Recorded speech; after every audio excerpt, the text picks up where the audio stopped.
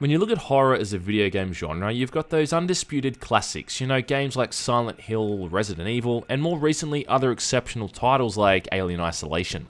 These games are good because they don't solely rely on jump scares in an attempt to frighten you in the most lamest way possible, and they're much better horror games because of it.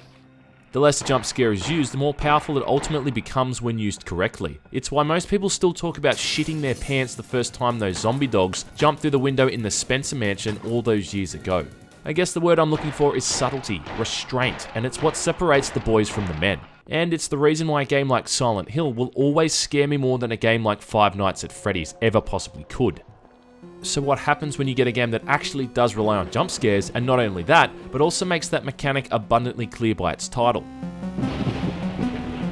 Case in point is Spooky's House of Jump Scares, a free-to-play jump scare / walking simulator where you move through 1,000 rooms of a derelict mansion, avoiding 13 different monster types. It was released on Steam in July 2015, and it's a surprisingly endearing game in a lot of ways, mostly for its often self-aware tone and its numerous references to other video games, particularly with the monster designs. There's a really weird mix here of old school, 8 and 16-bit graphics mixed with an art style reminiscent of something from the Adventure Time cartoon series. The environments also take influence from games like Silent Hill and even Legend of Zelda.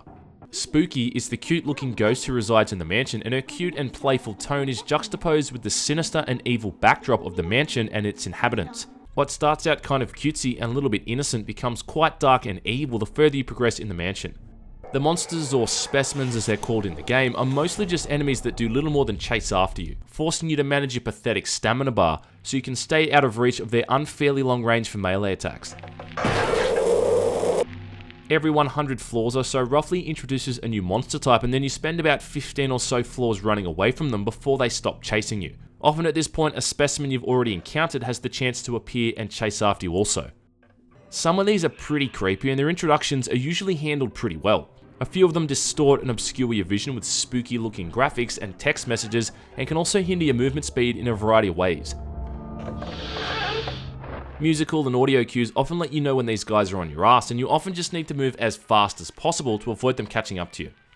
All of the specimens have a basic backstory that you can often discover by exploring the area prior to encountering them. You get a real good sense of the past events that led to their creation, and it's the kind of thing you'd find in a well-written creepypasta article. In fact, the whole idea of these specimens is eerily reminiscent of the SCP Foundation, so I don't know, add that to the list of things this game references. Even still though, I won't lie, it's pretty frightening and nail-bitingly tense at times, especially when you're up against some of the enemies that mess with your vision. But most of the time, I'd say 70 to 80% of it, you're just going to be moving through largely empty rooms that you can clear within the span of 3 to 5 seconds. Often too, just the same maybe 5 or 6 layouts repeated over and over, with the occasional jump scare in the form of a cutout that juts out of the wall right as you run past it. At one point in the game you get an axe as well, which you'll probably use maybe half a dozen times throughout the entire game before it actually becomes essential for the final boss. And this is literally all there is to this game. There's the occasional key and item hunting, and you can only save every 100 floors, but still it's not really brain-busting stuff.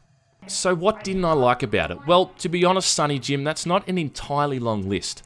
I guess the controls aren't as smooth as they should be. I mean, there's a tendency to get stuck on the corners of corridors, which for a game that's all about running away from things trying to kill you, is more than a tad frustrating.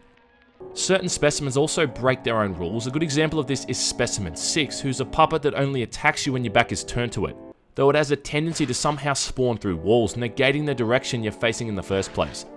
And entering a new room orientates you to be looking straight ahead, often giving it a free hit.